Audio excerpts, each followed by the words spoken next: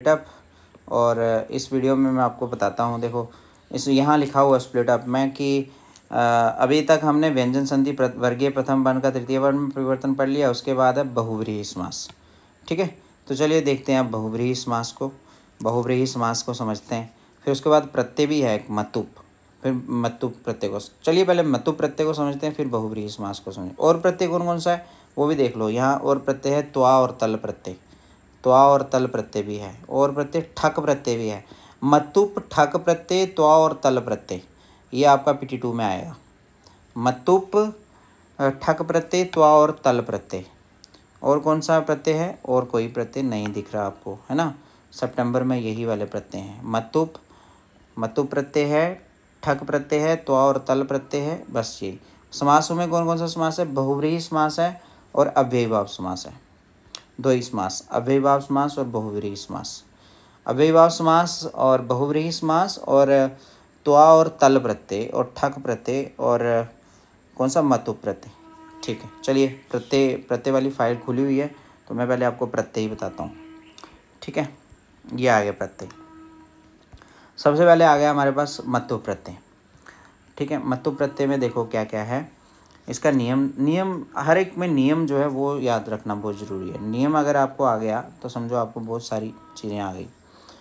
तो नियम क्या कहता है कि इस प्रत्यय का मत या वत शेष रह जाता है। ये जो मतुप है ना, या तो इसका मत बच जाएगा हमारे सामने, और या तो क्या बचेगा? वत बचेगा। ठीक है, देखो यदि शब्द के अंत में आ है तो शब्द में वत जोड़ देते हैं, और यदि आ के अतिरिक्त कोई अन्य वर्ण हो तो शब्द के अंत में मत जोड़ते हैं। ठीक है, शब्द के अंत में अगर आ और आ हो तो वत जुड़ता है। ठीक है, मतुप का वत बन जाता है ना। प्रत्यय होता क्या है ये आपको पता ही होना चाहिए। ये देखो अब मैं बताता हूँ क्या होता है प्रत्यय। मतुप प्रत्यय जोड़ने पर तीनों लिंगों में अलग अलग शब्द बनते हैं। जैसे यहाँ लिखा है ज्ञान प्लस मतुप, ये जो ज्ञान है और इसके साथ जुड़ रहा मतुप। अब ये जो मतुप है ये प्रत्यय है। प्रत्यय जो है हमेशा किसी शब्द के ना बाद में जुड़ता है। जो एक शब्द होता है उसके बाद में जुड़ने वाले को कहते हैं प्रत्यय, और जो पहले जुड़ता है उसको उपसर्ग कहते हैं। और यहाँ ये प्रत्यय जुड़ रहा है, मतुप प्रत्यय जुड़ रहा है ना। तो मतुप का शेष क्या रह जाएगा? अब यहाँ अंत में आ रहा है तो इसका बन जाएगा वत, मतुप का वत रह जाएगा। ठीक है, ये ऊ उड़ जाएगा, ये पा उड़ जाएगा, और ये माँ की जगह पे वाह आ जाएगा, और ता रह जाएगा, बस वत बन जाएगा। ठीक, जिस तरह से मैथ में अलग अलग फार्मूले से अलग अलग चीज़ें उड़ाई जाती हैं ना, वैसे इसमें भी संधियों में ऐसा ही होता है। तो अब क्या बन जाएगा इसका पुल्लिंग में? ज्ञानवान बन जाएगा। क्या बन जाएगा? ज्ञान प्लस मतुप जुड़ के क्या बन जाएगा? ज्ञानवान बन जाएगा। और स्त्रीलिंग में क्या बन जाएगा? ज्ञानवती। और वाह ही दिख रहा है आपको, है ना, माँ नहीं दिख रहा, मती नहीं लिखा, ज्ञानवती लिखा है। और नपुंसकलिंग में क्या बन जाएगा? ज्ञानवत, और इसका अर्थ हो जाएगा ज्ञान से युक्त। ठीक है, उसी तरह से धन प्लस मतुप से क्या बन जाएगा? धनवान। धनवती स्त्रीलिंग में बनेगा, धनवत नपुंसकलिंग में बनेगा। और रूप प्लस मतुप से क्या बनेगा? रूपवान। रूपवती, रूपवत। ठीक है, रूपवत मित्रम। अब यहाँ पुरुषा लिखा हुआ समय बालिका स्त्री लिखा हुआ है ना, यहाँ मित्र मित्रम, रूप से युक्त। वैसे बल प्लस मतुप बलवान, बलवती, बलवत। शक्ति प्लस मतुप शक्तिमान, शक्तिमती, शक्तिमत। अब इसमें वान लग रहा था, इसमें मान लगने लग गया। ठीक है, अब यहाँ ई अंत में आ रहा है। शक्ति के अंत में क्या आ रहा है? ई। शक्ति जब हम बोलते हैं तो ई सुनाई देता लास्ट में, तो ई आता है। और मतुप का यहाँ क्या बन जाएगा? मान बन जाएगा, मतलब मत बन जाएगा, मत से ही मान बनता है। शक्ति प्लस मतुप शक्तिमान। शक्तिमती स्त्रीलिंग में होगा, शक्तिमत नपुंसकलिंग में होगा। हो गया ना अलग से? क्यों हुआ? क्योंकि यहाँ पर अंत में आ नहीं आ रहा, यहाँ कोई दूसरा अक्षर आ रहा है। यहाँ क्या आ रहा है? ई आ रहा है। ठीक है, उसी तरह से बुद्धि प्लस मतुप में भी ई आ रहा है, तो यहाँ पर भी क्या हो जाएगा? बुद्धिमान बन जाएगा, बुद्धिमती, बुद्धिमत बन जाएगा। अगर आपसे पूछा जाए बताओ बुद्धिमान में कौन सा प्रत्यय है, तो आपने बता देना है मतुप प्रत्यय। अंशु प्लस मतुप में अंशुमान, अंशुमती, अंशुमत, अंशु किरणों से युक्त। आयुष प्लस मतुप आयुष्मान, आयुष्मती, आयुष्मत। चक्षुष प्लस मतुप चक्षुमान, चक्षुषमती, चक्षुष्मत, चक्षुष से युक्त, है ना।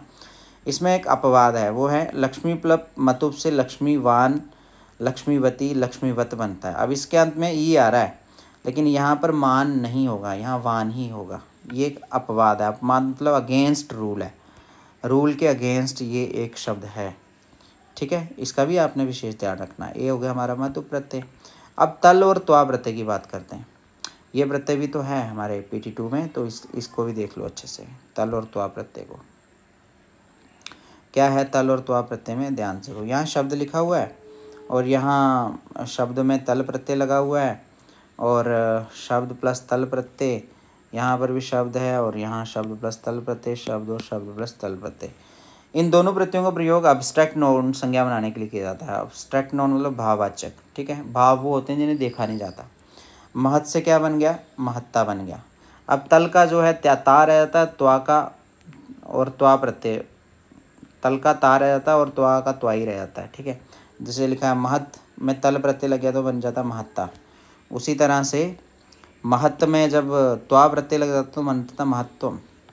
दोनों में देखो, दोनों में दोनों प्रत्यय लगा सकते हैं। जैसे गुरु में ता प्रत्यय लगा तो बन गया गुरुता, है ना।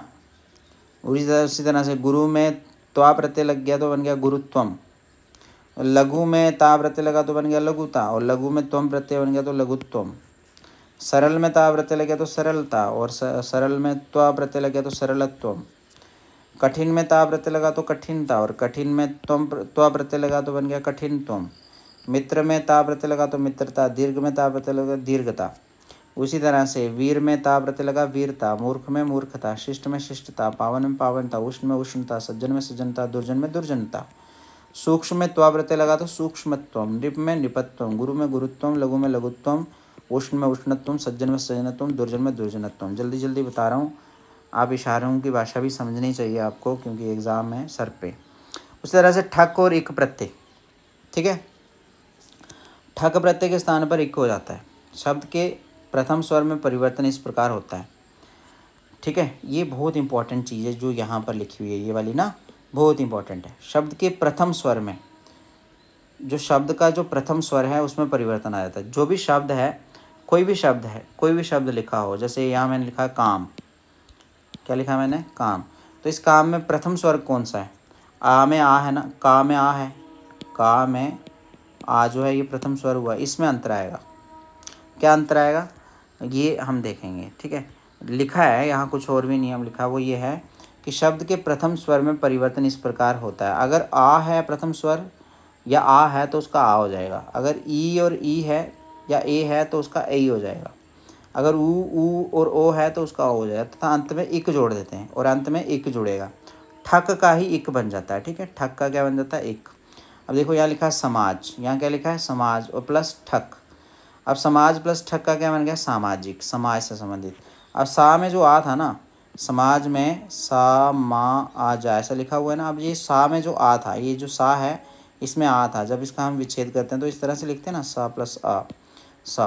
तो इसमें जो आ था, इसमें क्या हो गया, ये नियम के अनुसार आ का क्या बन जाएगा, आ बन जाएगा। तो क्या बन गया, सामाजिक बन गया। उसी तरह से अर्थ प्लस ठक, ये जो आ है इसका आ हो गया, आर्थिक बन गया। इतिहास प्लस ठक, ई आ रहा है पहला स्वर, ई की जगह पे आई हो जाएगा, ऐतिहासिक। नीति प्लस ठक, नैतिक। भूगोल प्लस भौगोलिक। लिखा ना, ऊ अगर होगा या ऊ होगा या ओ होगा तो उसका ऊ बन जाएगा। मुख प्लस ठक, मौखिक। धर्म प्लस ठक, धार्मिक। सत्व प्लस ठक, सात्विक। उसी तरह से दिवस प्लस ठक, दैवसिक। सप्ताह प्लस ठक, साप्ताहिक। मास प्लस ठक, मासिक। वर्ष प्लस ठक, वार्षिक। शारीरिक कैसे बनता है, शरीर प्लस ठक। और भौमिक, भूमि प्लस ठक। प्रारंभिक कैसे बनता है, प्रारंभ प्लस ठक। दोनों में अंतर है। यहाँ पर पहले प्रत्यय लगा करके उसके बाद समझाया गया, यहाँ पर प्रत्यय लगा हुआ शब्द है उसको अलग किया गया है। दोनों तरह से आपको परीक्षा में आ सकते हैं, दोनों तरह से आपने तैयार रहना है, ठीक है। ठक प्रत्यय तो आपका हो गया होगा। अब टाप और नी प्रत्यय है नहीं है ना। अब प्रत्यय वाला तो हमने पढ़ लिया सब। अब और क्या पढ़ना है हमने, बहुव्रीहि समास या अव्ययीभाव समास, है ना। चलिए समासों पे चलते हैं, जुड़े रहें आप। चैनल सब्सक्राइब अभी तक नहीं किया तो कर लो, क्योंकि संस्कृत तो मैं ही पढ़ाऊँगा आपको, यहाँ यूट्यूब पे भी मैं ही पढ़ाता हूँ, आपके लिए टाइम निकाल रहा हूँ, तो आप सब्सक्राइब कर लो चैनल को, ठीक है। रुको थोड़ा सा, अभी बता रहा हूँ आपको, समास भी बता देता हूँ अभी। समासों से जुड़े हुए कुछ शब्द जो हैं आपके बुक में भी रहते हैं, है ना। बुक में से भी आप अच्छे से उनको देख लिया करो। बुक में भी रहते हैं समास। तो देखिए, क्यों ना मैं समास के लिए ना दूसरी वीडियो बना रहा हूँ, ठीक है। आप उस वीडियो को देखो तुरंत। आप लिंक दे रहा हूँ मैं डिस्क्रिप्शन में, या यहाँ पर भी आपको एंड में लिंक मिल रहा है, इसको क्लिक करो और सीधा समास पे चले जाओ। समास की वीडियो देख लो। कौन कौन सा समास है? बहुव्रीहि समास और अव्ययीभाव समास PT2 के लिए क्लास 10th में, है ना।